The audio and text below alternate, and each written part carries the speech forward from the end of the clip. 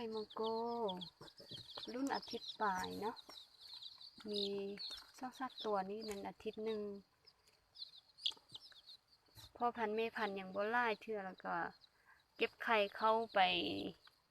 ฟักบ่ได้จำนวนหลายเนาะได้จำนวนน้อยแล้วก็ออกมาเป็นรุ่นเกือบใหญ่ส่ำกัน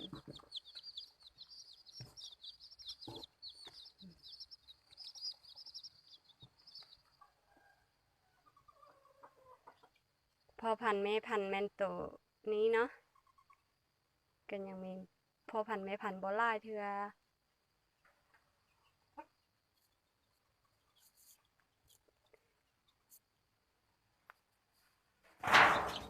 ส่วนตัวนี้เป็นไก่มองโกสีเทาเนาะสีมน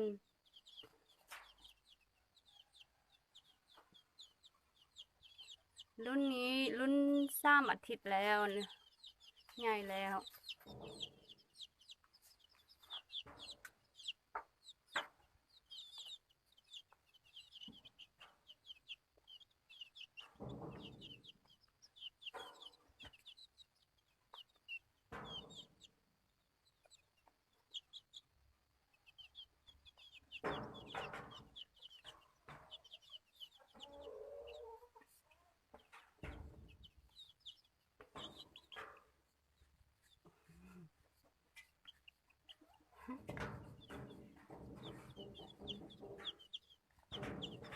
ใหญ่ดีเนาะ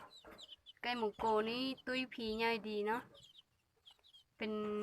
ไก่ที่หางใหญ่งามลายเลี้ยงสุดทำอิฐ